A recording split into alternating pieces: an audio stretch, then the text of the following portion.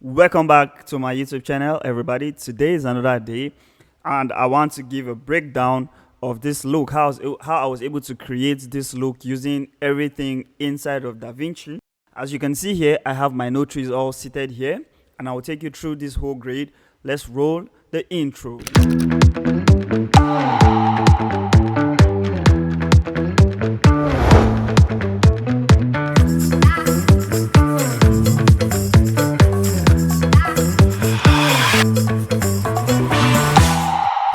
So this clip was actually sent to me from one of my clients, and he needed something simple but clean. So I had to come up with this look. Let's see it on a bigger screen. This is how it looks. So clean and simple. And I have this on the entire project. This is like the entire project itself. You can see if I should let's put everything on the screen so we'll be able to see what we have. So this is like the entire project. This is the entire project. You could see how balanced and everything the whole grade is. I have same notary structure because it's easier for me to pass my grade to the next and next till I keep going. Where I need to add an extra node, probably I do. Here you can see I'm not having much of the notaries. I think here too, or maybe here. Yeah, you could see here I have just 3. Here I have just 3 here. All right, so let's go into this whole process of how I was able to create this look as we grade together. So first things first, I did my conversion, which is in my post group here. I did my conversion. This is my Rec 709. This is just my normal DaVinci film lot. You can see the difference from my Rec 709 with the DaVinci film lot. I was able to do that, and then back to my notaries here. Now remember in almost all my videos, I always tell you that your first 3 nodes are where your look starts from. That's like your base. If you don't get this right, you don't get it right. Your grade has to start looking good from your primary correction even before you go further. So what did I do first? I had to fix the white balance of this image itself. You could see how the dark areas look like. So when I put this on, you see where we are. Most times where we want to grade and we are being given an image, we want to just create separations immediately without even asking what was the main intentions for this look. Was it supposed to be warm, or was it supposed to be bluish? Just those questions should be asked, so it's easier for you to know why and why you want to grade this image and what you are trying to tell when grading this image. So after my white balance here, which I used my gain with my linear, you can see normal way. The next thing here is my exposure.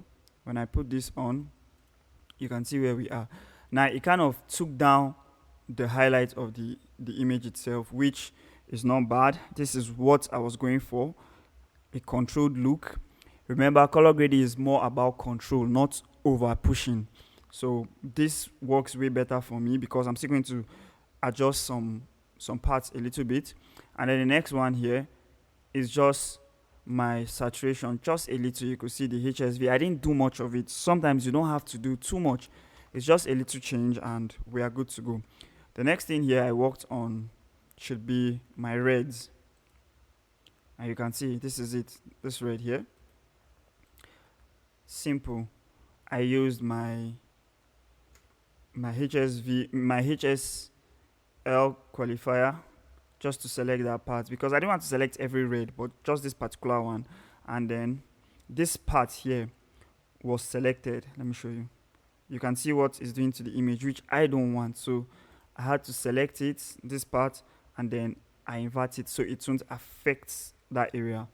And then the next one here, I took down the bluish feel in this image. Remember I told you sometimes you need to ask to know if the look your client wants is a warm look or a cold look. So I had to take out those blues using my curves. These are just basic tools inside of DaVinci that you could learn to use. You could see how the blue was being pushed already.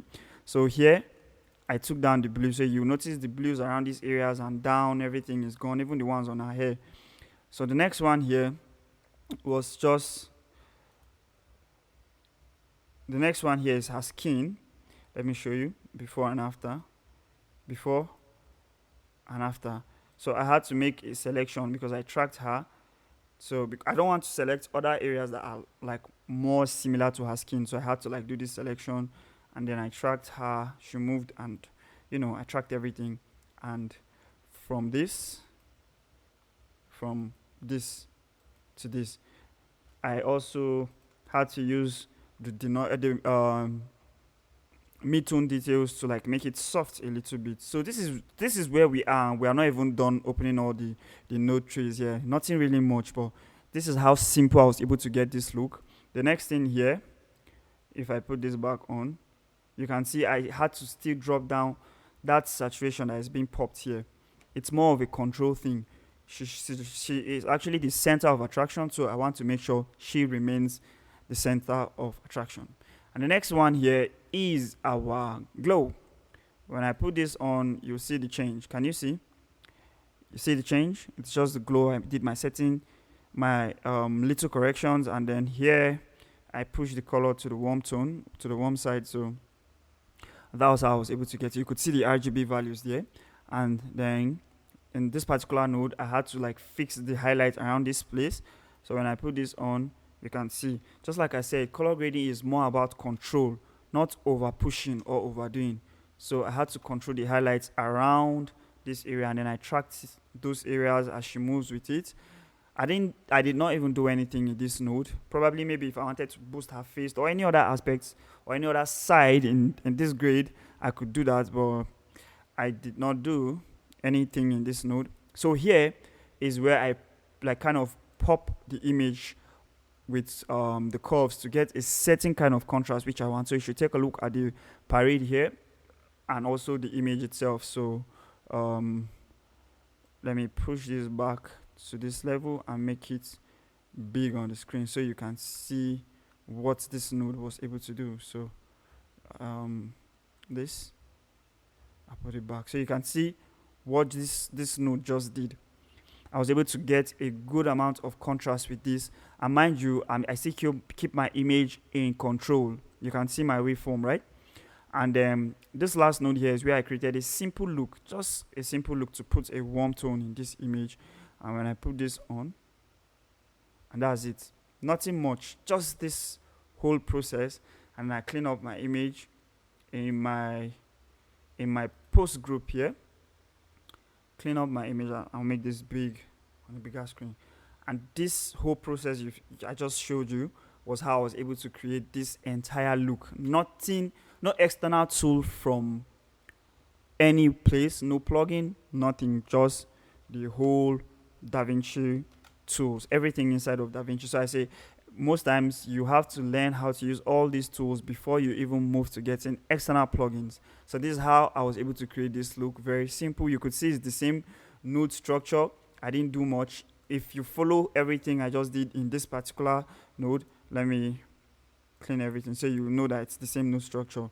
If you check here, you can see it's the same thing. The only difference is that here I had a fourth node because I wanted to control this particular part of the image. That's why I had